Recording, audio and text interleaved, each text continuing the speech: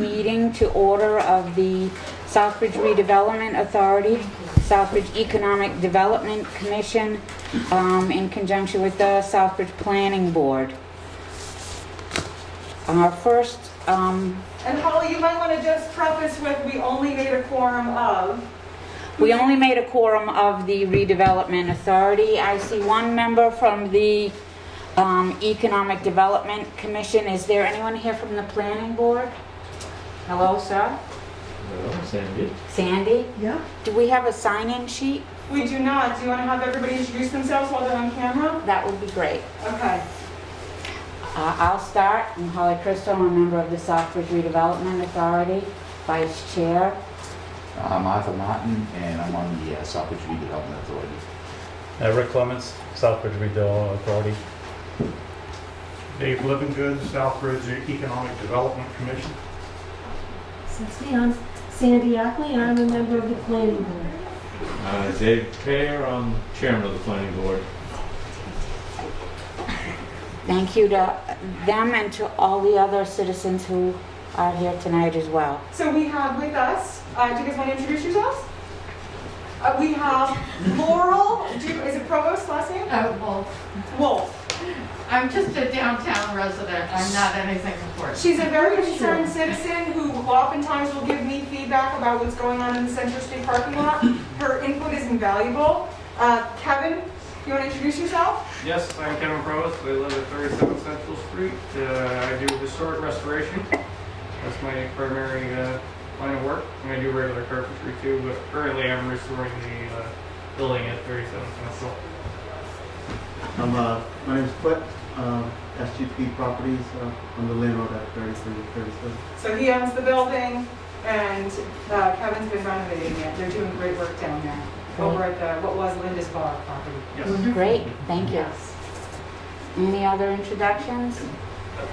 Seeing none, we're going to go to the first item on the agenda, which is a guest presentation by Christina Johnson from the Hudson Community Development Director. She is the Hudson Community Development Director, and she is with us by remote access.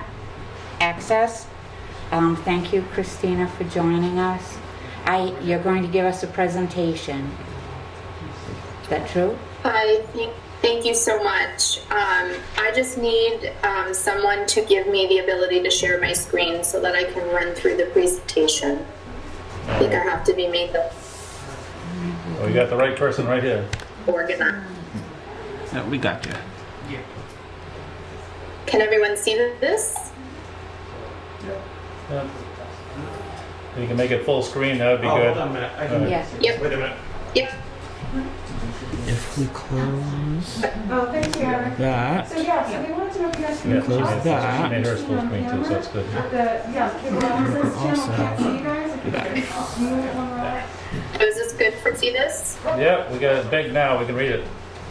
Now we can see the screen thing. All right, so thank you so much for inviting me here. I'm Christina Johnson. I'm the Director of Planning and Community Development for the town of Hudson. I also wear the hat of Economic Development Director as well, so we're a very multidisciplinary department. I see that there are some members of the Planning Board that are present. In my volunteer time, I actually chair the Planning Board for the city of Framingham. That's where I live. And I'm also president of the Planning Directors Association for Massachusetts. So I wear a lot of hats, but this is, it's my passion to reach out to other communities to talk about the successes we've had in the town of Hudson.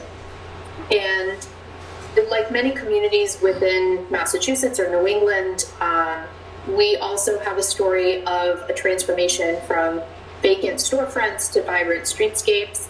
I show this picture because it really encapsulates what downtown Hudson used to be. For those that aren't too familiar with Hudson and our geography, we are pretty close to Worcester, about 15 miles northeast. We're sort of the eastern or the western boundary of Metro West, but we're still pretty close to Worcester. We also border Marlborough and are pretty close to Westboro and Sudbury. So we have a very interesting geographic location, but we were, our history, our industrial history is shoe manufacturing, and like many downtowns in the 70s and 80s suffered a lot of disinvestment with the proliferation of large shopping centers, folks not necessarily making investments in the downtown or interested in being in the downtown. And I will say, I'll preface my whole presentation with this caveat. There's not one panacea that I can give you that is going to be the key or that's going to unlock everything. As you'll discover as I keep talking, it's a combination of different things, and a lot of it is serendipitous, a lot of it is luck, a lot of it is having the right people in the right place. But hopefully I can provide some tools for all of you to help advance some of your economic development goals as you're on your revitalization journey. And it is a journey, and it is definitely something in the long term you have to think about in the long term. Now, this is a picture of a famous bar in downtown Hudson called Billy Jack's. Downtown Hudson for many years was notorious for biker gangs, a lot of drugs, not really a place you would want to take your family and walk up and down the streetscape. And I'll show you some pictures that will really highlight the transformation from this kind of dark and dank place that's unwelcoming for people to a place that is vibrant and loaded with people. So one of the things, and I did take a little Google Earth walking tour around your downtown, and it looks like you have a lot of your historic characters still in place. And that is the same with Hudson and our downtown. And one of the things we worked towards was establishing a historic district commission, and this is actually a regulatory body that reviews facades and mostly facades and signs in the downtown area or in this designated area. And what this did is preserve the architectural character that we have in place, because you know, Southbridge, like many other communities, Hudson, the bones are always there. And it's always important to want to preserve the very beautiful architectural qualities that you may have in the downtown. And this was one of the first steps. And this was done in 1998 and was expanded in 2007. Long before I'm old, but not quite that old, before I was working in Hudson. So this is kind of a no-brainer here. I don't know how old your master plan is. I didn't get a chance to do too much background research. Our master plan is considerably new, 2014, although I think it's getting dusty and we're gearing up for an update. But it's really important that the master plan articulate clear directives on land use and design goals. And what you really should use your master planning process to do is to figure out what your assets are, whatever that may be. It's different in every community. It could be an ecological asset. It could be an infrastructure asset. Maybe the downtown and the architecture is an asset, and ways that you can capitalize on those assets for economic success. And then, as part of that process, you can have the appropriate regulatory strategies to achieve your vision, and that's really through your zoning. When your master plan goes hand in hand with your zoning, you have good consistency, and you're able to carry out the master plan. And that is something that Hudson has been doing very successfully since 2015. And I started as the deputy director in 2015. And one of the first things that we tackled with respect to the master plan was looking at our downtown zoning regulations. And believe it or not, the master plan called for, like many master plans, more activity in the downtown and more people living in the downtown. Well, when the former director and I looked at the zoning, guess what was prohibited in the downtown? Residential. So everything was existing by non-conforming uses, and that was not going to encourage any new investments in the downtown. And so we took this opportunity to update the downtown zoning regulations. And another piece of advice I could offer all of you is keep your zoning simple. Don't get bogged down in over-regulating every possible scenario, especially if you're looking to advance investment in your downtown. Keep it simple. So what we allowed new upper story residential above commercial. Obviously, we want to maintain the historic character. We consider multifamily. We are embracing multifamily. So any multifamily, 8 units or less is actually as of right, mostly by site plan review through the planning board, if it even triggers the site plan review threshold. Anything more than that would get a special permit from the planning board. Again, really trying to encourage a mix of housing options. And another piece of this update, which was actually tabled and we recently completed this last year, was creating a downtown wayfinding system. And those signs are being fabricated as we speak. So this is our downtown zoning district. Its tentacles keep expanding further and further out, which is great, to encourage new investment. And the reason why we've been doing this is because our downtown regulations are actually very liberal. And by that I mean we're not over-prescribing everything. We have no dimensional requirements in the downtown. We have no parking ratios in the downtown. And we are embracing height, allowing people to go up to, or developers to go up to 4 stories. And we're keeping it simple. Rather than bogging, a lot of times communities bog themselves down with these parking ratios that really don't make a lot of sense in the downtown. And if you probably did a recent parking study, you probably don't have even we with a crazy busy downtown every Thursday, Friday, Saturday night, we do not have a parking problem. We have a parking management problem, but we don't have an availability or supply problem.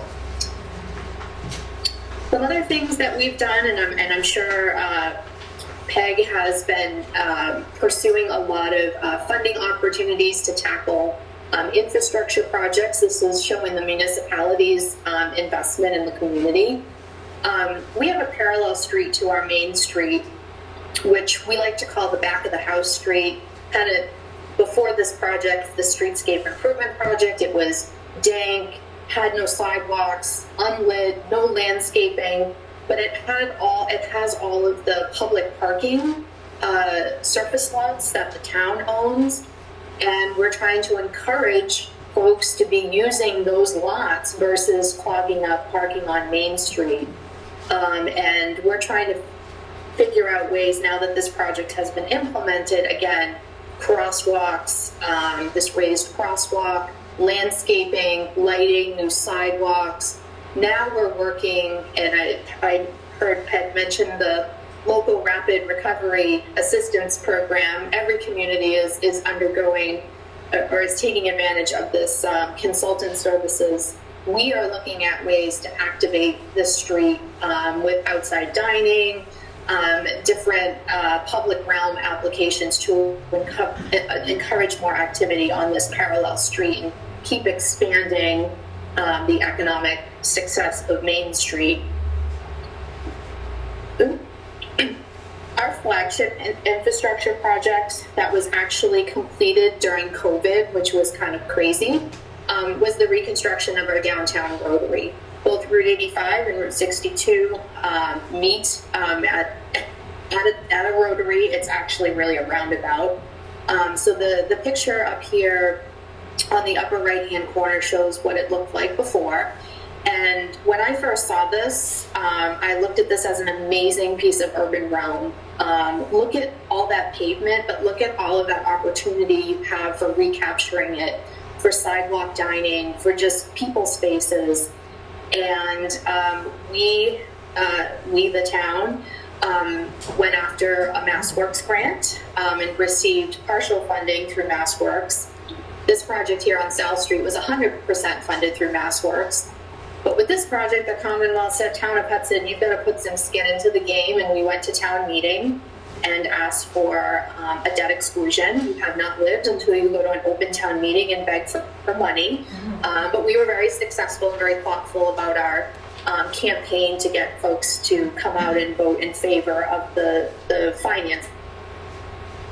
And as you can see on the lower left-hand corner, just better pedestrian crossings, wider sidewalks, more landscaping. This is right when the project was completed.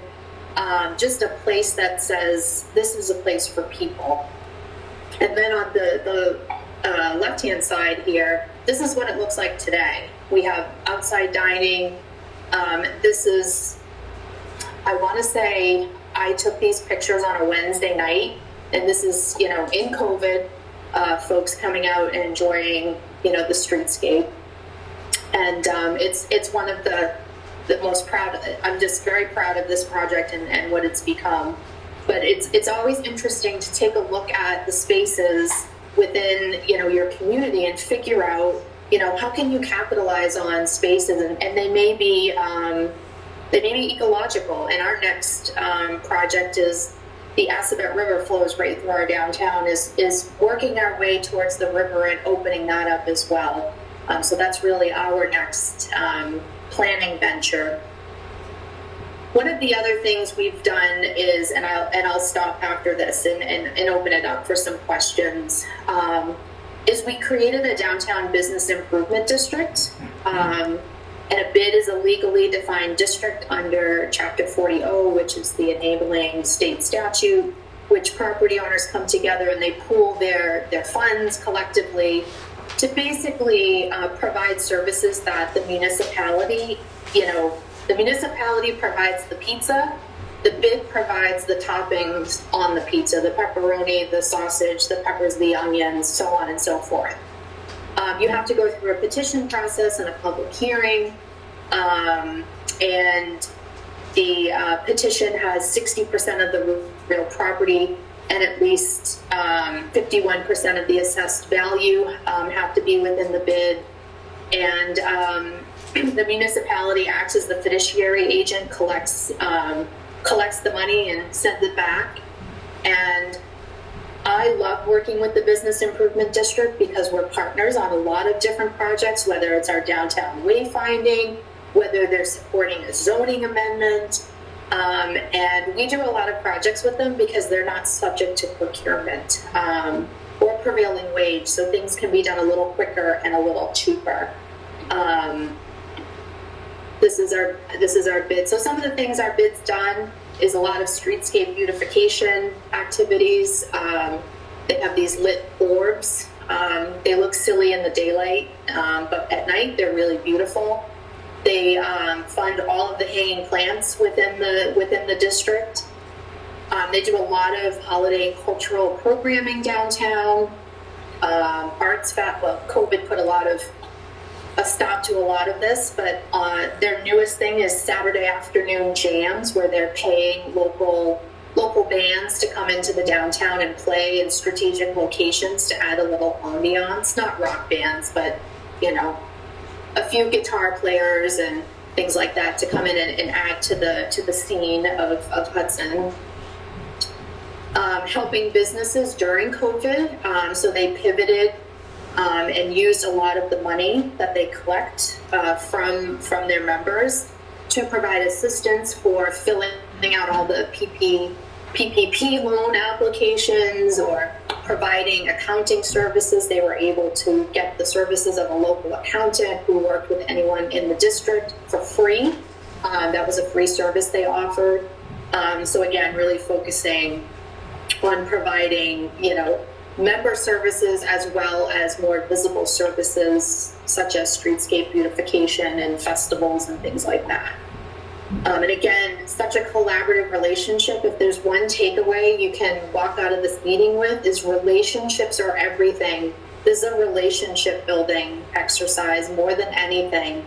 And all working collectively together, both the municipality and the business community. You don't have to be a formal bid, but working together to advance the same vision and not working against one another.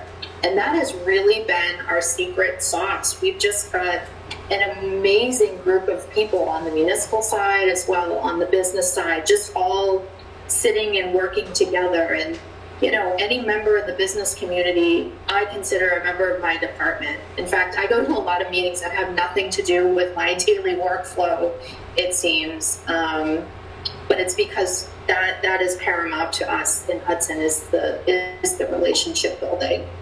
And they're helping us with parking management as well, working out agreements with private property owners to use their surface lots for public parking. And they take the municipality right out of the equation. So there's no, well, we can't do that because we're not insured, or insurance, you know, is a barrier. Well, not when you have a private entity that's working out the agreement. Again, helping us with our wayfinding and the Riverwalk project. There's the Assabet River.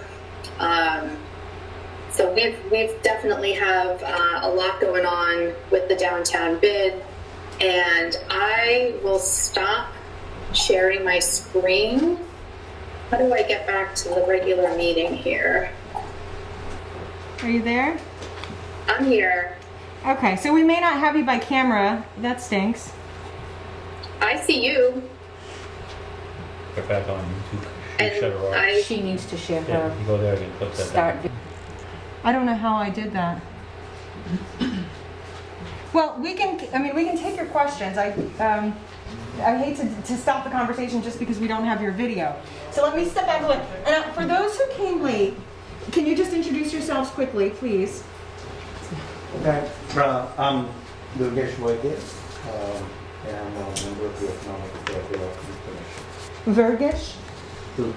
D-U-R-G-E-S. Durgish? Yes. Nice to meet you, Durgish. I'm Peg Dean. Likewise. Nice to meet you. Thank you. I'm sorry, I didn't get you. Peg Peg. Dean. Nice to meet you. Yes. Denise Clements, on numerous committees, Gen Gov and a few other things, former counselor, business owner in town, and developer. Thank you. Lynn DiPietro, and business owner of Southbridge. And you are currently a member of the EDC, correct? Yes, I am. Yes, thank you for your service. So for those who came late also, I just want to tell you the handouts that you have are, we had technical assistance through DHCD, this local rapid recovery planning consultant we hired.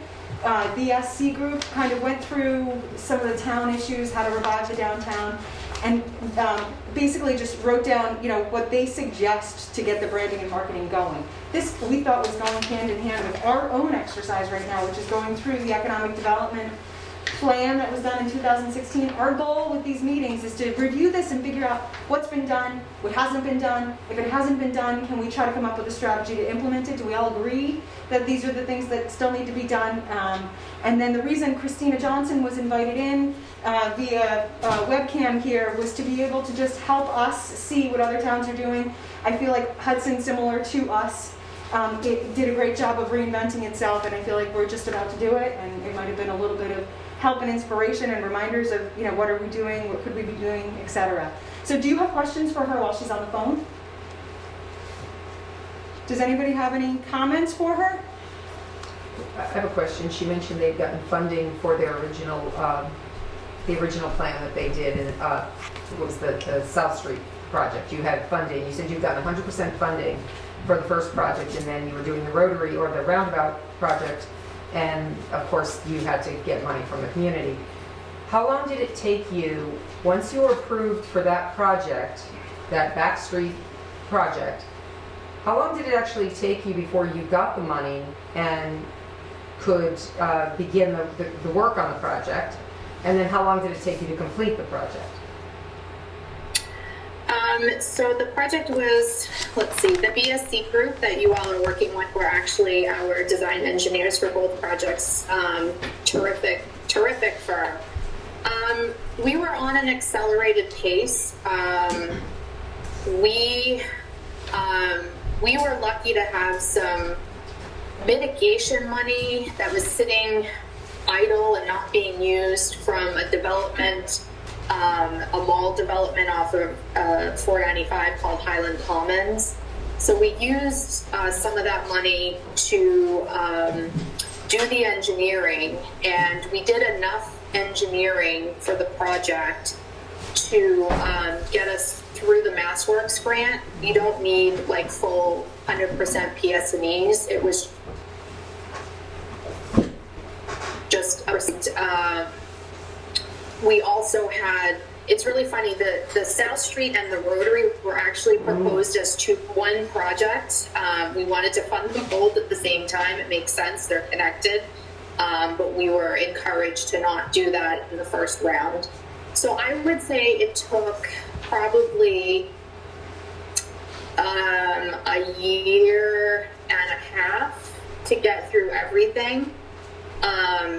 Getting everything designed, applying for MassWorks, getting the MassWorks grant, and then having everything go out to bid. It wasn't a complicated project. So it was probably a year and a half, soup to nuts, being completed for South Street. That seems really fast, considering, I don't know, again, considering some of the stuff we've gone over for years now, it just seemed that was very fast.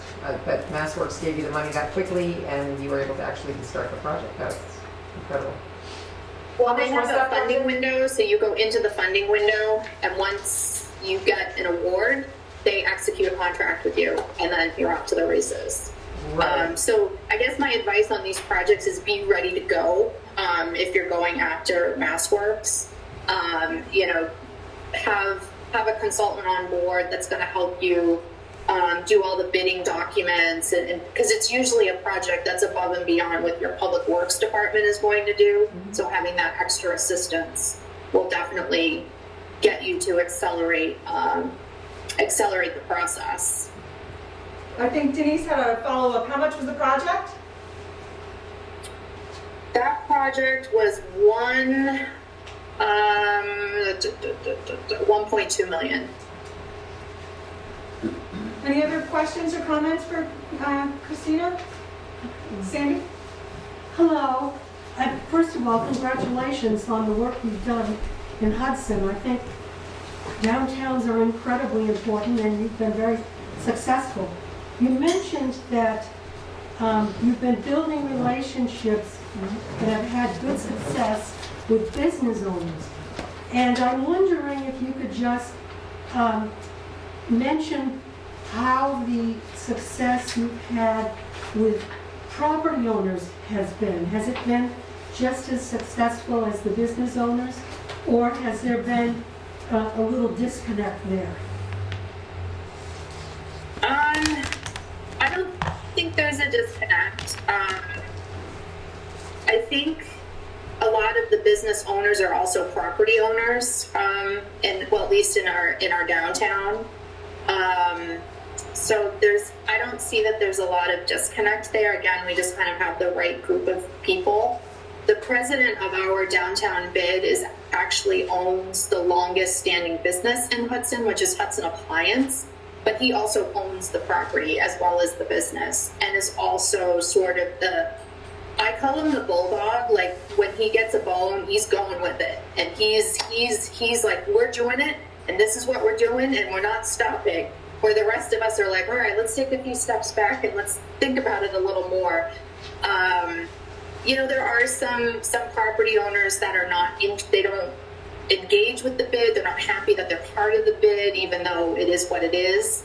But I would say generally, I work with a group of people that are committed to the same vision, and are committed to advancing different initiatives forward and working collaboratively with the municipality. I mean, I know their families, I know their children. It's really a family that we've developed, and I have zero connections with Hudson. The only thing I knew about Hudson before I started working there is that Governor Paul Cellucci, that's where he lived, and that's where he was from. It's really putting aside egos and really working together. I know this sounds so cliche, but you're going to find when you come together, you have some different personalities. Like I said, we have the bulldog, But some of our newest business owners in downtown who are, I would say millennials, they're a little younger, are visionary, are dreaming, are creative, and they bring that creative spirit, and then there are others who are the financial watchdogs, that are watching the books and counting the money. And, again, it's just having the right group of people. But, if you have that current tension, get rid of it, because it's not going to serve you. I don't mean to be brash. I don't know any of your relationships in Southborough, but put it aside and figure out how to capitalize on your assets that you have in Southbridge. All right. Well, thank you so much, Christina. I guess if nobody else has any comments, we said we would only go about a half hour, right? Does anybody else have any comments? I do. I Yeah. have one. Yeah. Being new, not knowing a lot of what's going on, how do you entice new business into town? Where did you start with that? Did you hear that, Christina? I heard bits and pieces. Okay, sorry, I didn't lift the magic mic here. So go ahead, Lynn. How did you invite new businesses into town to come into the town? How did you first begin that? Well, a lot of that happened for me, and a lot of it was, we got lucky. We had a couple of entrepreneurs who were looking to start their businesses in downtown Hudson, and they just, I call them my adjunct urban planners. They saw our downtown and said, we're going to open the Rail Trail Flatbread Company right here, and we're going to take advantage of it. A lot of it was serendipitous. They saw the value. Now we're working, more on the marketing piece, and, the bid is doing a lot of that in terms of marketing from the outside to try to sell,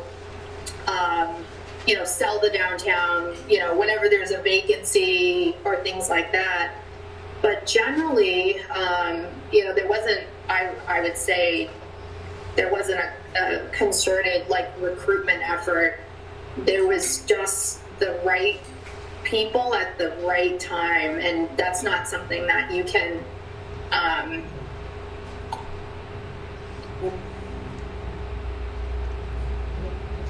It's not something that you can. It's not always something you have to keep them in Hudson, and keeping everybody happy to be located in Hudson. So.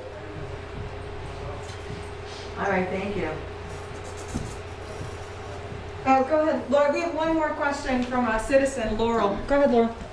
Before you run away, I have a comment rather than a question.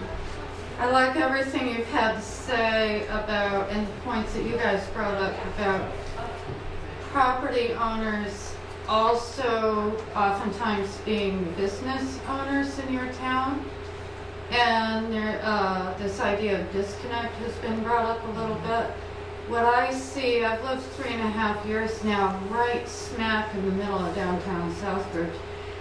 And I've really had a bird's eye view of everything. And I've done a lot of research in terms of, for myself, in terms of who's owning these buildings, who wishes to do something with them, who doesn't. And we seem to have a pretty high ratio of absentee property owners. And my own observation living in downtown is that that's a negative. And I just wonder how you surmount that and do start to bring some energy together when it can sometimes be very disparate entities all owning various properties right in this particular very tight area.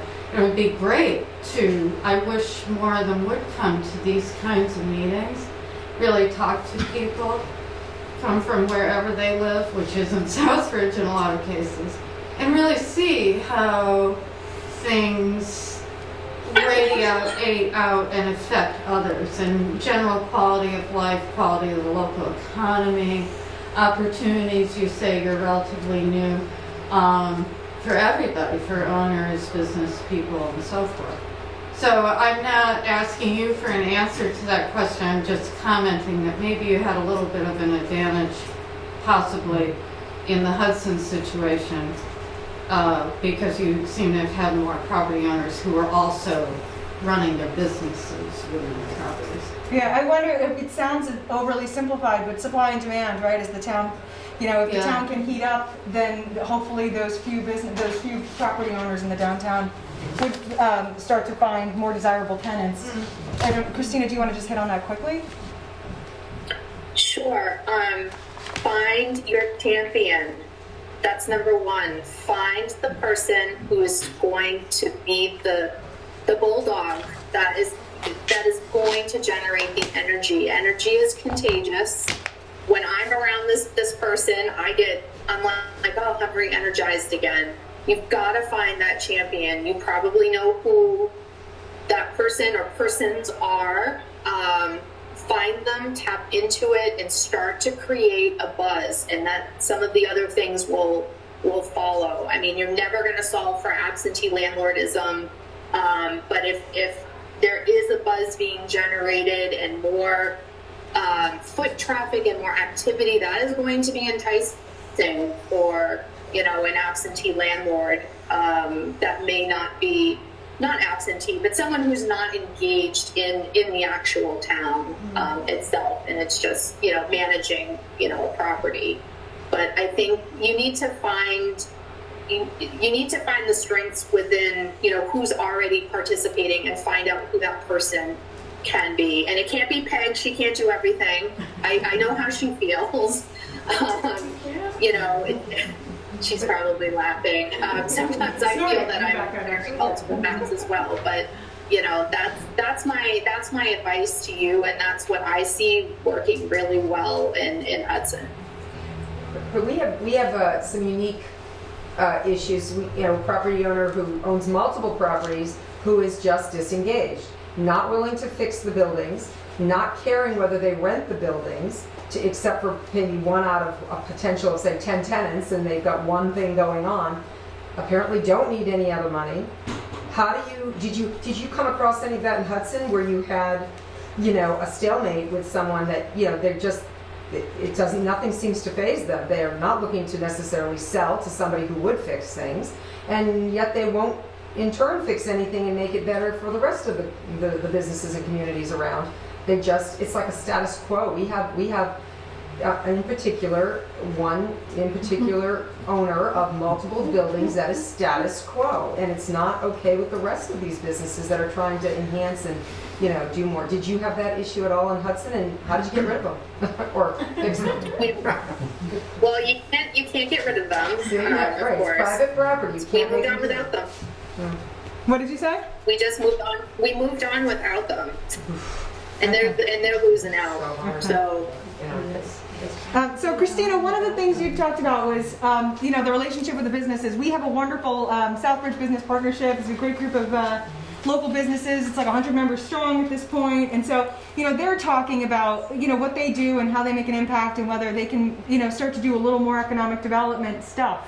We also have a redevelopment authority in the downtown that we're trying to reinvigorate. They just went through like 3 months of training through an urban agenda, and, you know, they're going to try to exercise some of their powers. So I'm hoping that, you know, that we all start to see some actions meld together to see impact.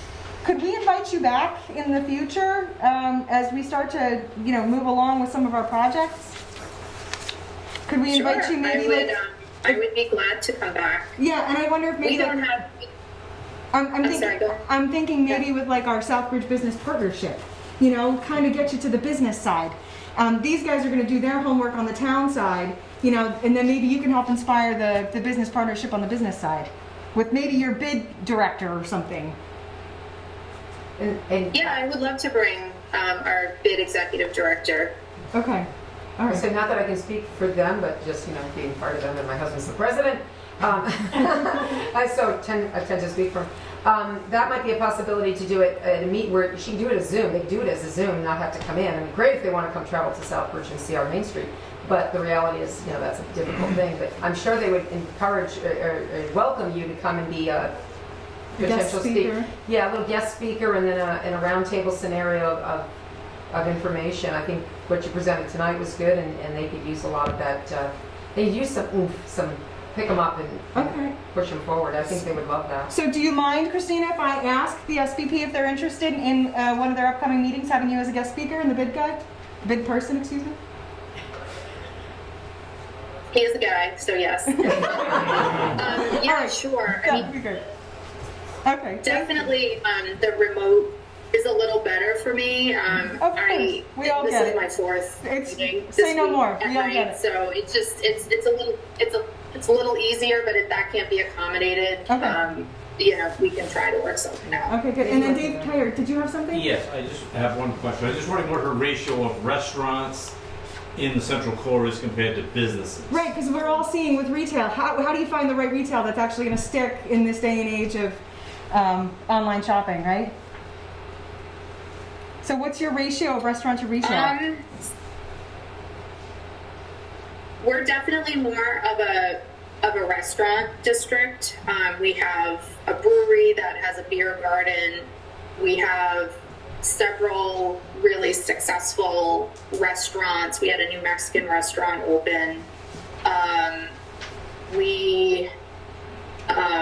I would say that we still have, I like to call our downtown a working downtown. We still have the tire shop. We have a gas station.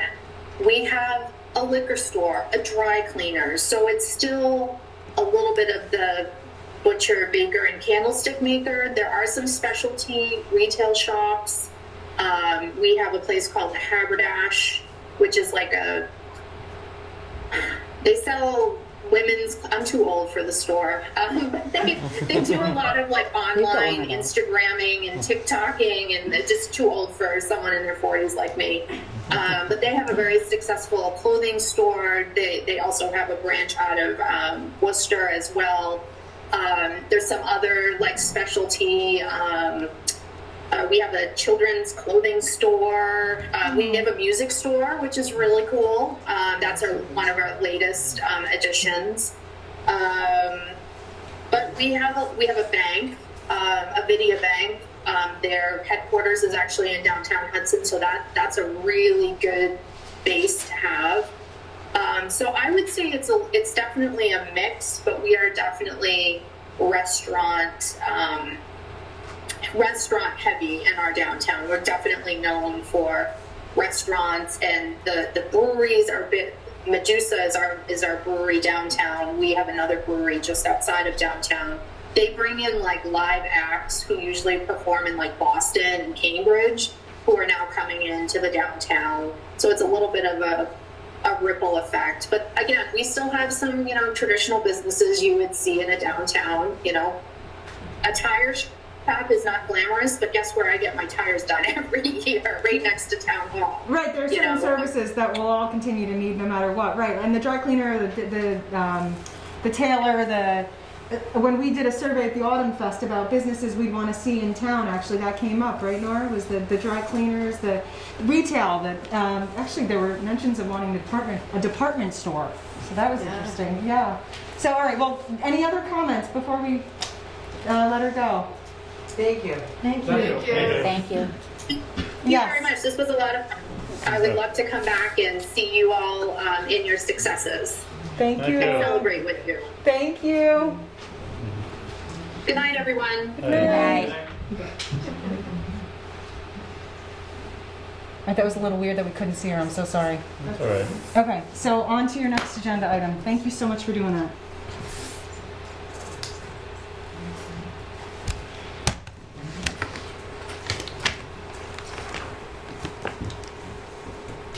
Item number 2 on the agenda says it's a call to order, roll call. We did that at the beginning. Yeah. So the third item on the agenda is to continue the review of the economic development plan. So we had this up on the computer last week. I'm not going to do that because this has really been a good conversation, I feel like, for you guys to be having with each other. Last review was, we got through marketing branding. I think the next section of the economic development plan that we were going to get to was the job retention, creation, and training. So Eric did you want to do any of this, or you want me to cover this subject? Get the part, Okay, like planning and economic development. So- around here, get those guys to Yeah. so Excuse me. Yes, yes. We would like to invite the members of the other boards to please join us at the table, That is lovely. since it's a joint meeting. Good.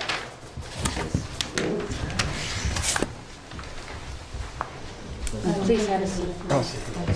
and get Dave and Dave, and Sandy too. Now we're talking about stuff. Yeah, right. I don't know who you got, how far did you guys get last time? Out of your way. I wasn't here for the last meeting. The marketing and branding. Is that what you did, or? That's what we You did the marketing and branding. We're up to Okay. And actually, Nora, did you want to review quickly what some of the implementation strategies were? Or do you want me to go over them quick? I can let them print it out or on the PowerPoint. They're on the PowerPoint, okay. So I think just the takeaways from the implementation strategy were create our own website, and with that, creating our own website, to consider marketing for looking at the existing branding signs and how to market ourselves and our businesses, or how to market ourselves for new businesses and how to market our businesses for the area. And then the other implementation strategies were, think. Businesses and locations, I think it was. Oh, yes, so ideas about business, how to generate businesses. We talked about the kitchen incubator. We talked about trying to, what were the other, we talked about, Multi-use in single buildings. Community kitchen. versus a community kitchen. We talked about the incubator versus the community kitchen idea, and those seemed like two very different things. We talked about 300 Main Street being a potential location for doing pop-ups. We talked about a couple of really good suggestions. So those were the two big takeaways from the last meeting. So then from here, let's look at the job retention and creation. What did they suggest in the economic development plan? So they suggested that we find opportunities for students and young workers, partner with education institutions and employers, Bay Path University, which offers programs like cooperative training for women leaders and managers, 1 day a week college, bridge a connection between the high school and area businesses to support internships or co-ops for high school students. Opportunities for new and existing businesses. Organizations within Southbridge have been quite active in providing training opportunities and educational seminars between new and existing businesses in town. Actively engage and support Latino entrepreneurs. Training should include bilingual Spanish classes. The town should partner with prominent members of the Latino businesses. The SVP should reach out to local business trainers, colleges, universities, community development corporations. Bring in speakers with expertise. I guess that's a good action plan we just came up with. Have we done any of those things? Are we doing those things? Is that something we're successful in, not successful in? Jill, know there's a new director, if I can speak, at the Queen Sigmund Community College. He came up to us at the Autumn Fest and introduced himself, Jerry, and I don't have his name in front of me. He would like Maldonado. Maldonado, thank you, that was good. He would like people to know that QCC still exists, and it's a viable entity going all over, and he'd like to be more involved, just like Victor used to be. Remember Victor Soma, he was quite involved with the business partnership and different things. So this Jerry, speaking to your points of educating locally and that type of stuff, I think a lot of people don't know that we still have Quinn Sigmund here. They may not be on the AO campus, but they are still actively engaged in teaching young and old and bridging the gap with the high school and future education, higher education. So just mentioning it. Yeah, you'd be happy to know, Denise, thanks to your introduction, we actually started an email between the town and Jerry and some of the big employers to be able to bring the employers together with QCC to see can we get QCC to help with any skills gaps or job training. And so that was wonderful, thank you. I get the idea that the QCCs at the high school, that they can create aspirational goals for our students by seeing a community college right there. So it might even serve our community better to be having them right in the high school rather than over at AO on some levels. But you're right, like I personally knew they'd left the AO, but I didn't necessarily know how strong of a presence they have over at the high school. right? And so do our employers, or do our, does the community in general know about this asset? And so if we don't, what could we do? How do we improve so some of the suggestions were partner with educational institutions and employers. Okay, so we're doing that with QCC. Bridge a connection between the high school and area businesses. Do we do that? And if we don't, what could we do to help it happen? Like Nora, you had talked about the YMCA having a civic group that's trying to help its kids get experience to volunteer in government potentially. Does the YMCA do anything that could get them into the businesses through the high school, from the high school? I'm just thinking out loud. Are there any ideas? Or what are other ways we could get the kids involved? I have heard that a lot of the businesses have been trying to intern young people, but a lot of the people just don't seem to be interested. The students don't seem to be interested? I know they were having trouble with like drug testing and things like that. I mean, I had 2 students at our place and they weren't really interested in putting any effort in at all, and that was from Bay Pass. So. Okay. So how about from the high school? So when the Southbridge Business Partnership was in their infancy, they, I remember Pete Canori was big on this from the Valley Market along with others, and they were approaching the high school and trying to collaborate with the high school by speaking to the kids and doing, different collaborations. And I'm not sure where that went over the last few years. I mean, things happened, people changed, COVID came, and so I don't really know if that's something. But again, the business partnership, which has probably 7580 members, that's a great resource. And if they take it up to get involved with the high school, we've already got a capture audience of businesses who has a need or desire to interact with that age and to try to do mentoring or whatever. A lot of businesses can't employ people under 18, that type of thing, so you have to be careful of that. But just to be able to speak and to have presentations and to interact and encourage engagement. Again, I think you got your business community that can do that. You guys have to instill that in them. Can I just add that I think that's a great idea, and I think that the way to start that would be to engage the school administration and educators. That's the way to start, because they, especially in the high school level, but also in the junior high level. I mean, you could take, if teachers would be considering doing this, do they still do field trips? You could take 5th and 6th graders to some of our manufacturing companies here to take a tour, and they would just be, wow. I mean, it's when you go and you see them, you realize they aren't what we always thought of as manufacturing, as we all know now. So I'd be curious from people who own businesses. Yeah, so we have cutlery and we have high security fiber optics and we have lasers. I mean, so these are pretty intense industries. Is that What about realistic? the drum guys, are they not still here? SJC, yes, that's a good Wouldn't the suggestion. kids I would have at that age, I would love to see that. That's a potential good suggestion. I don't Yeah. know, they're no longer in their space because one of their members had passed away, unfortunately, and so I'm not really sure what they're doing as a business, but that, of course, Green Meadows is there now. But when you mentioned manufacturing, we tried to do that. They moved over to the property over United Lens. Oh, are they on still Worcester. there? Yeah. Well, that's what they used to be. Yeah. So they're back, okay, Yeah. thanks, yeah. Yeah. But going into manufacturing, Sandy, is really difficult because of the requirements.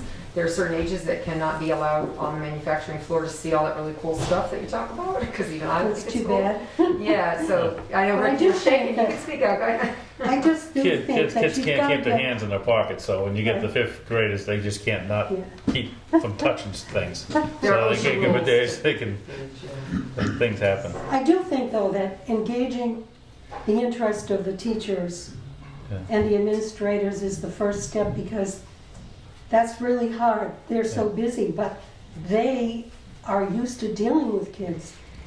They are the ones that inspire kids. And so if you tap into that, if we tap into that, it may help. You can do a series of videos of the manufacturing with workers, people that actually do the jobs, and talking to directly, as though they're talking to the students and saying, This machine, look at this, you put in this piece of metal and out pops, or glass or whatever you're doing, and you can make it really engaging where they could be presenting those types of shorter, not long-term, because we know kids, even older ones, don't sit still long, Right. but they could be seeing, and they could be talking about the dynamics of what manufacturing is these days. And you know who could do They're- it?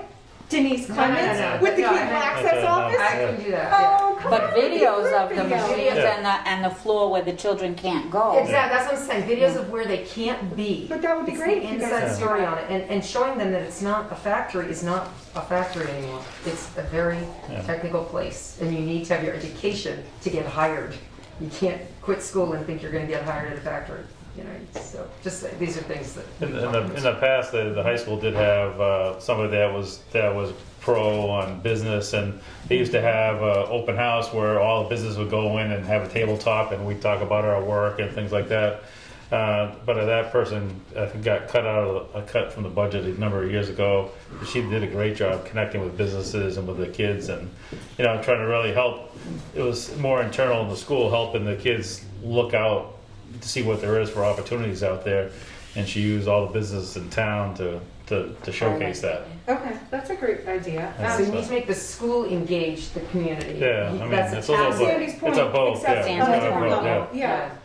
And then I also wonder, like, do we have active key clubs or civic groups through our high school that are doing volunteer work or who are interested in helping the community? Or do we have what's the Young Professionals Organization? Does anybody know what that was Student called? council? Not student council. Well, there was a Rotary, there was a student Rotary group at one time, student Rotarian group or something, because I remember they helped with something. Do we know if any of those exist still? You mean like a There's a National Southbridge Society? Rotary. Not necessarily a National Honor Society. I'm thinking like key clubs. I mean, I'm from New Like York. We have Leo's. different names for those The things. JCs, what is it? JCs. Yeah. There was something. Junior achievement. That's what I was thinking. Yeah. No, we don't have any of those kinds of things. Do they have job fairs? I wonder at the high school or even junior middle school, where you invite professionals who have very interesting jobs. And, so it's a day that they go and present what they do, because some of the professions that people have are fascinating. I mean, doctors are fascinating, certainly, but there are other jobs that are very fascinating. Peg's job. I love that job. Yeah. So why not invite the school, the administration in some way, shape, or form to one of your meetings to talk about some of the things that you would like to move forward with? Andrew's not Action. here. Okay, good. So there's a good suggestion. All right, so we'll take that as a potential strategy. Okay, good. Opportunities for new or existing businesses. Organizations within Southbridge have been quite active in providing training opportunities, educational seminars for both new and existing businesses in town. So opportunities for new and existing training opportunities and educational seminars for new and existing businesses. And so this topic is not just about getting in touch with the students, it's job retention, creation, training. So, are we doing a good job of training our own residents? Like you talk about, Denise, you hit on it so simply. Like, we are in this day and age now where we need our students to get all the way through high school and then get onto these precision manufacturing jobs. We need them to be really savvy in technology and stuff to be able to go on to some of these more sophisticated manufacturing jobs. Are we training our local residents to fill our jobs? Are we capturing our local residents for potential job opportunities? And if not, are there things we can be doing better or at all to try? Right? If we're like the 9th poorest town per capita income in the state out of 351 towns, how do we try to get money in our residents' pockets? How do we give them better jobs? How do we get them out working in our businesses? How do we improve our own lives here? I know when I worked at Stort's up in Charlton, my job was to train people to build endoscopes. And the hardest part was to use a microscope, because most people never needed a microscope in their normal job operations. But in Stort's, you had as many microscopes as you had employees. And a lot of the time that I initially started with a new employee was to train how to use a microscope and be able to work underneath it without getting a neck strain or being able to understand the spacing of your eyepieces and the focusing and all that. And I don't know if Baypath has anything to do with anything like that, or pharmaceuticals, or anything to do with hospital work, for lab technicians and anything like that.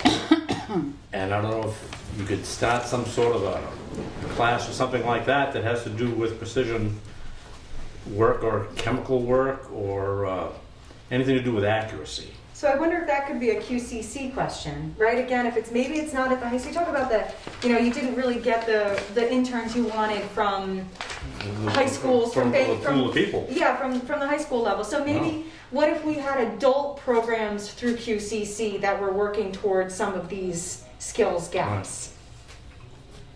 Does that seem like a way to go? I mean, even as far as accuracy and making formulations and all that. So if we... How to use a scale. If we get together with the employers, we should be asking them, what are you seeing lacking? Or I think they could give you what they need, what they see as a need. And then when they see the need, we tell QCC, you then find our residents and you try to train them in those skills. It'd be like a lab course. Right. Yeah. Does that seem like a direction? I think so, going for the adults also. I do There's a too. lot more people. I do too, right? Like, how do we reinvent ourselves, right? You go back to community college, you go take a course, right? So, if that course is not necessarily in the humanities and you just want to, retrain for a new job, right? You go after that community college skill. I think that's a good fit for us. Yeah, there's also, this might be off on a tangent a little bit, but maybe sort of kind of something that could be addressed at some point down the line. But there's right now a national conversation about the trades. Yes. Plumbing, electricians, carpenters, skilled, I'm talking about skilled level. Not Joe, your friend down the street, oh yeah, I can do your wiring for you and then your house blows in. But actual licensed trades. And fewer and fewer and fewer young people are pursuing those. And there's actually just now beginning to be a shortfall in those kinds of services. Huge shortage. It's The younger people are not getting into them. And this is going to affect everybody, everywhere. And I know this sounds nebulous. I don't actually have a firm idea, but maybe somehow at some point we're talking about, what was the term for those? I don't want to say pop-up, but the work thing. Bear with me. Where is it? Incubators, yeah. Maybe encourage local skilled tradesmen to mentor or do a demo day, That's a great idea. Here's how you wire stuff up. Here's how you fix this. Right, maybe we evaluate our pool of employers and of those skilled trades, what are they doing? Are they out there? There's a lot of high schools that have totally cut out shop now. You have shop in most schools, which is you used to have, but that has gone away a Well, lot. we have Baypath, but do they ever allow? Yes, but all high adults? schools used to have But shops do as they well. do they allow adults to go to school? So you might have somebody in their 30s that's looking and saying, I'm not happy with my life. Yes, that's But I going on. A love lot of going people around are in the switching. shop, Switching. maybe a new job direction. Right, I wonder if Baypath would be able to help with that. Right, so it sounds like, again, getting the school administrators involved. So Baypath, QCC, the high school, and then kind of bring that conversation to them. Right, we Okay. could ask employers to provide a list of the skill sets that they've been looking for and unable to fill. Okay, And sounds then good. QCC, if we inform QCC, perhaps they can offer adult education classes, both to ourselves or to younger people or to anyone in the community who's interested for a fee, of course. And that apprenticeship issue that you're getting to the heart of, where you kind of need to be recruited or you need to find an employer to apprentice Yes. under, right? Is there a way that they can help with those? So I think those are all really good suggestions. Okay. Yeah, because all that stuff starts with apprenticing. Right. Someone who's, Right. So it's usually a relationship. Like And the if you don't old have one- system in England, which was a marvelous thing, where you, very young people could go and begin to learn and apprentice and work up to a very high skill level over time. But maybe it would inspire a few kids and maybe some adults too, who might be feeling a little directionless. Yeah, that's a great idea. And there's absolutely going to be a growing need for those Yes. sorts of highly skilled tradespeople. Agreed. So I would love to get a consensus from you all. Last time we stopped at 7:30 and we don't want to take up too much of anybody's time. Until what time do you want to go, or do you want to end at a reasonable, do you want to stop now, or do you want to go until Yeah, 8? What do you want to do? you can check that 8 again. You're okay going until 8? Yeah. Okay. Okay, and then the next bullet is about actively engaging and supporting Latino entrepreneurs. Just to give you a high level, we did have one of those local rapid recovery subject matter experts who helped us try to think through how do we support Latino entrepreneurs and businesses. One of the suggestions was that we try to find key Latino or Latinx grassroots or business people to help us create a little bit of community, because it's a very relationship-oriented process. You have to first find out what the Latinx community is looking for support and what kind of businesses they're interested in, and then have, make sure all of your materials are in Spanish and make sure all of your meetings are accessible. So we are working on that. I feel like we don't necessarily have to touch on it here right now. We're very lucky in town because we have, for instance, Vocero Hispano, the Spanish newspaper.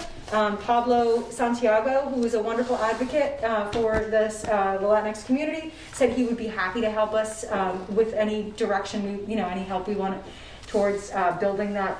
One of the takeaways was, would the SBP be willing to try and engage in the downtown, a downtown community? Then within the downtown community, can we try to promote any Latinx business owners or help small grassroots or small mom and pops or small interest, any kind of business that wanted to start in the downtown? Can we help them do that so that we can see more representation in the businesses in our downtown? So we can leave this for now. And then the next subject was, take it from here, Eric. Zoning and permitting. And I would hate to see us not get onto this subject while we have some planning board members here. Can I have your keys and bring them home? Thanks, Dad. Hi, guys. How we doing? Hi. I'm gonna sit, is that okay? Yeah. Just care if I sit there. Yeah, so what's this, keep zoning simple, was the Keep sipping. suggestion. Yeah, that's a big suggestion. I'm all in favor of it. I defer to my planning board chair and long-term planning board member. If they disagree with me, it's fine. So in the document, the basics, it starts talking about, because this was written when we had our old zoning bylaws, a lot of this is already been done, which is a good thing. So the first bullet is section 6.2. The bylaw could be improved by setting up specific dimensional standards that apply to the central core district, regulate uses by right or through site plan review, and have deviations require a variance. We've really taken care of that. That bullet point is done. However, since that was written, the central core district does have setbacks. It does have coverage requirements, and there are uses that are allowed by right. There are uses allowed by special permit. The planning board has a draft so section 5 is the new dimensional requirements. They have a draft before them that actually has eliminated setbacks, coverage, etc. for central core. So right now it's a 10-foot setback on the sides, in front and rear. So if you're building a new building, you've got to hold 10 feet. Now if you look at Main Street, all in Central Street, Hamilton, all those buildings are right on the property line for the most part. So we're reintroducing that as a 0 setback. And I think, one of the things that I've sort of been working on in the background, that I have not presented yet to the planning board, because we just haven't had time to get over, through that with all the other things going on, is the potential for an additional overlay district. So the town just approved 2 overlay districts, kind of bookending the town, one for the AO and surrounding areas, the other in Globe Village. I'd like to see potentially one in the central core, essentially from the fire station to maybe La Rochelle, and then encompassing all of Central Street and Hamilton Street. Which is kind of this area here plus the fire station. As a potential, I don't know what you would call it, the downtown Main Street. The heart of downtown. Oh, yeah, the heart of downtown. That's great. I mean, we don't know what we're going to call it yet, and we don't know if it's going to happen. I don't know. I've got to present it to them. But it could be a way to get more uses by right without having a special permit. It might be a way for us to encourage economic development by making things a little bit simpler. It might be a way. There's a number of potentials there. Is that what the plan recommends? Yeah, it sort of does, and it is a sort of it's expounding upon that. Okay. So I like what they were doing with no parking requirements. yeah, so that was actually a bullet point in Different. here, which was to reduce parking requirements in the central core, but maybe eliminating them altogether is a better Well, because thing to look at. did you ever notice when we're having public hearings regarding anything in the more congested areas of town, the subject just seems to drone on Yes. parking. And, personally, if I really want to go to a place, I'll park remotely and walk.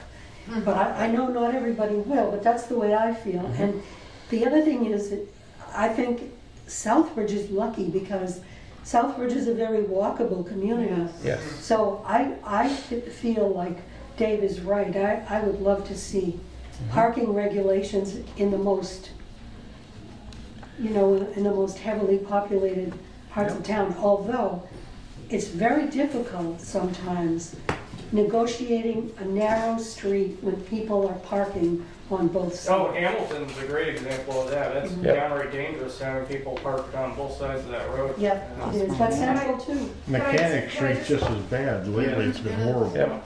Can I comment on the unintended consequence of that? I think I've heard traffic study planner people say, if you can get your downtown streets to 20 miles an hour, that's sort of the sweet spot for people to see your businesses, improve your visibility, and then, so if you have a crowded street, just like with traffic calming, if you have a crowded street, you have people slowing down. If you have people slowing down, it creates safety. So there can be some benefits to that. Yes, there can.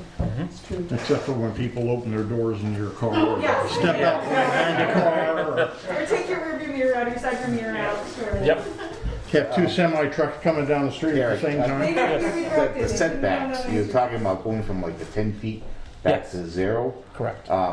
Could you still do, like, you can still have the 0, but if any future property owner want to build a building and go back 10 feet, they Yep. can still do that. Absolutely. Because I've seen a lot of towns, like I've been up to Quebec City a ton of times, and a lot of the buildings are set back, and on the Grand Alley, you have all these restaurants there, and by having those extra 10 feet, 15 feet in the front, they have all the outdoor dining right up in the front on Main Street. Yep. Beautiful. So it allows them to actually have that Yes. seating capacity outside. So in other words, make it 0, but not required to be. Not required to be 0. Right. So the beauty of setbacks they are the minimum. Mhm. So, right now it's 10 feet, but there's nothing saying someone couldn't do 15 or 20. You know, if they wanted to get an expanded like outdoor dining space, Right. absolutely. You know, we have a couple of vacant lots in the downtown central core area that potentially they might want to look at a 10 or 15 foot building line for the front in order, you know, if they are looking at a restaurant situation to allow for that. I can see the aesthetics of dining having element. everything, you know, right up front, you know, in a line, perfectly Absolutely. straight, but, Yep. having But you're right. setbacks. There's a lot of wonderful opportunities if you do set back a little bit. And actually, I was curious on the square footage for parking regulations. Yes. Is that required, I mean, the way this is written, is that for private property? So if you have that one building, that Yes. means that they have to have the private parking on that property for that floor space? Not in Or the. does it also encompass the And it municipal depends- parking lots? Right, it depends on where it is. So in the central core, no. You know, outside of central core, you know, you go out to Globe Village, for example. Yes, the private property has to meet those parking requirements, Because that could be, which is a sticky wicket. right. It It is, is. because, you know, the fire and the police and the DPW find it very difficult when there's parking on the street during times of extreme storms or, you know, emergencies, but, so there's a conversation there. Right. But I think certainly, the conversation is always about parking. It is. And I mean, even beyond the street parking, there's a number of situations where we have large buildings on smaller lots that are vacant, and in order to redevelop them, they have to meet these parking requirements that are potentially unrealistic. Yeah, ridiculous sometimes. Or potentially, I mean, they might be fitting for the potential use. They might be fitting for the, you know, for the really for the use, but not for the property. So that might be something to look at, is on a case by case basis. You know, actually, we do allow that. There is. We try to be very business friendly. Right. So, yeah, can I just ask, so the plan was done in 2016, when did you do the central core? 2018. It So, came. so you have made improvements since, Yes. so Oh, you yes. did take some of these suggestions, so that's good. In some ways not, but yes. Okay. So the next bullet on here is consider setting a size threshold in the bylaw for what size project triggers a minor site plan review versus a full site plan review. We're working on that now. That's something it's done. That's in the bylaw. So is that a good thing? I think it's a great thing. It streamlines a lot of businesses coming into town. You know, we have an application that's being discussed next Tuesday for a jiu-jitsu studio. They're operating in a former convenience store, or they're going to be operating in a former convenience store. Their hours are 10 to 5 for having students, and the max students is 5 people. You know, so you're going from a convenience store that could have had 100 cars in 8 hours to 5-6 cars in 8 hours.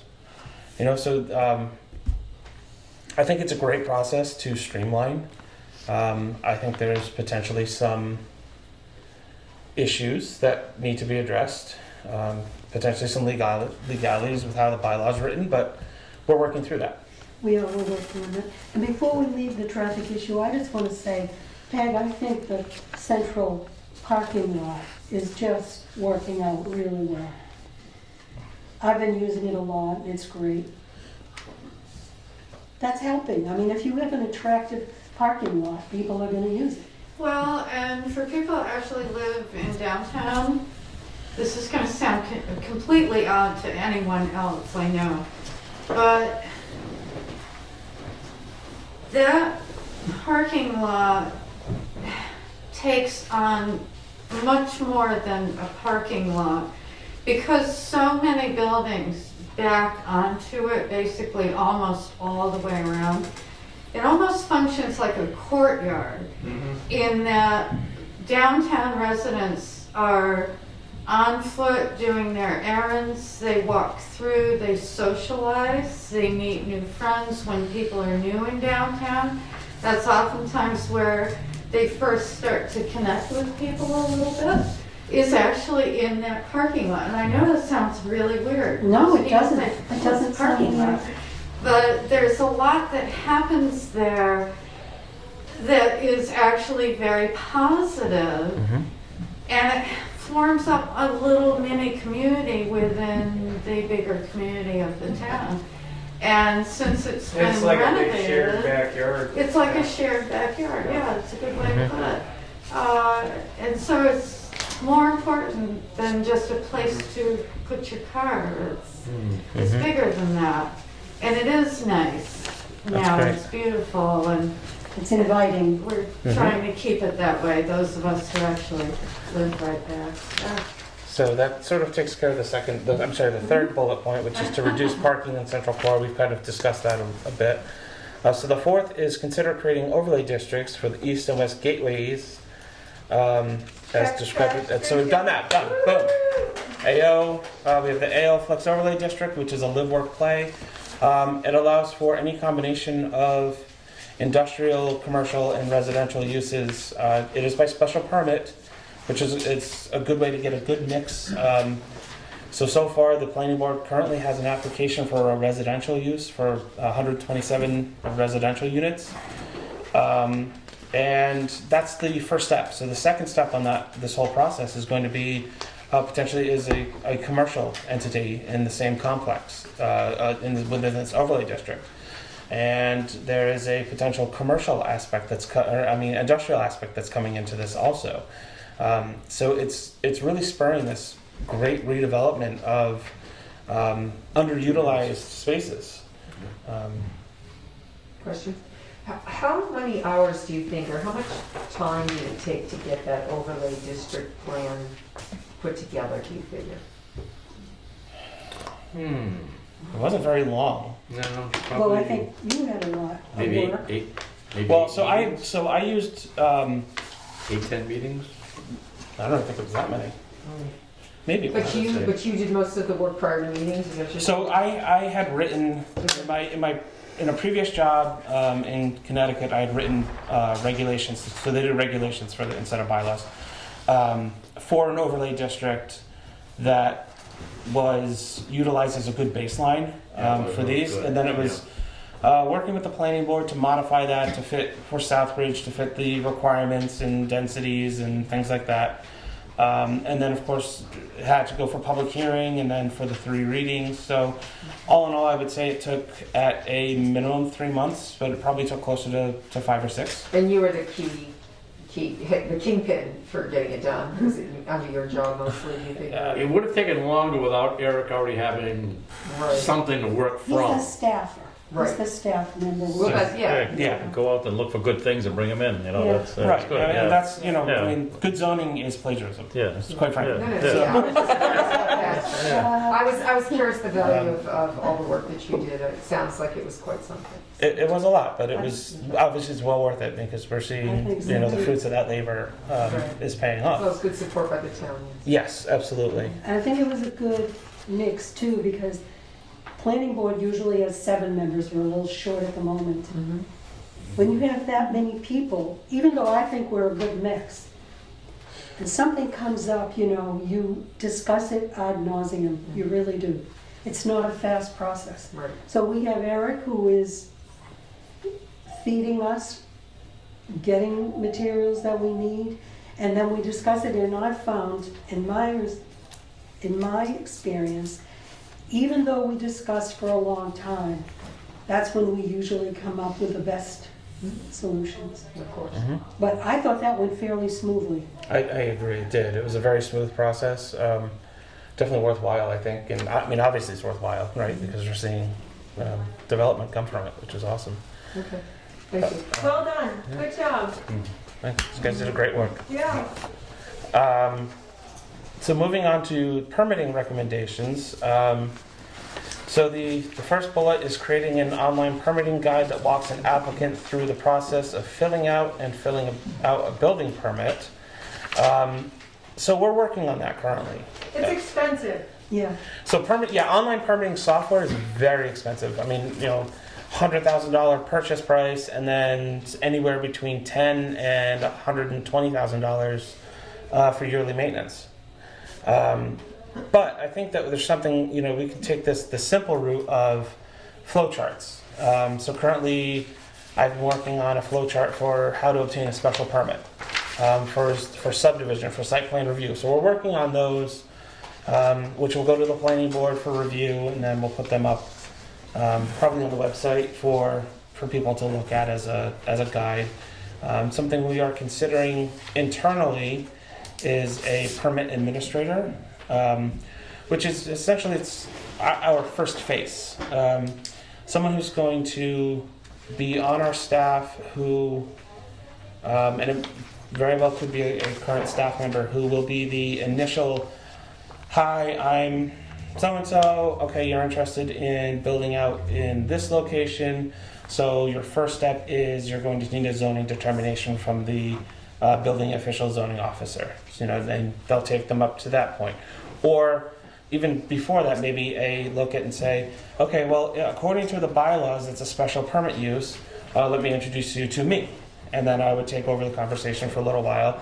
And then that person will come back in and say, okay, well, let's get you this zoning determination so that we can determine exactly what your permitting needs are going to be. So basically, by Eric's job description, he is sort of the person that is the go-to for any kind of planning, development, that permit sort of ambassador.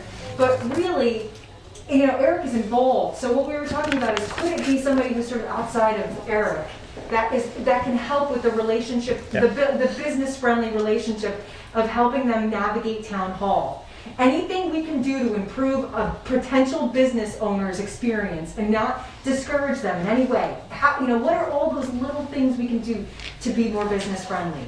And so we're thinking there's a great candidate who already sits in our office that might be able to help fill that role.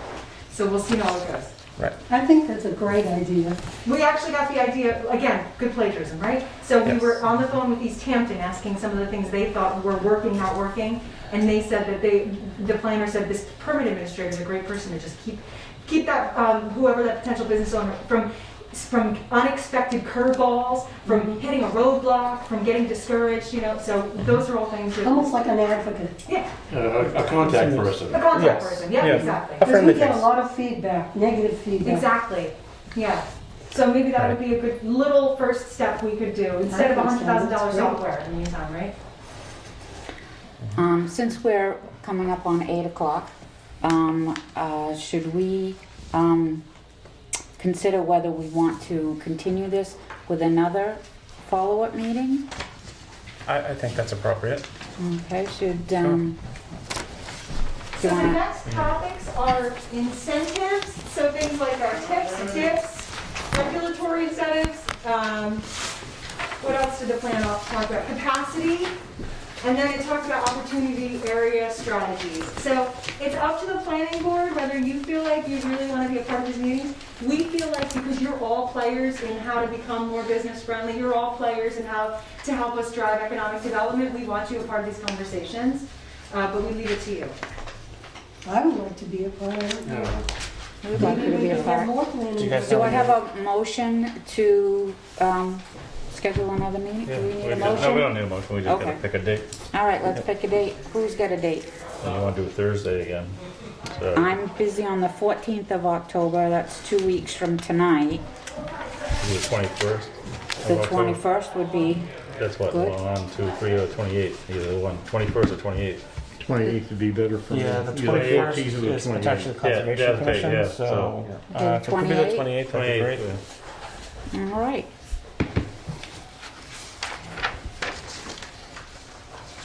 And it'll be at 6:30 again.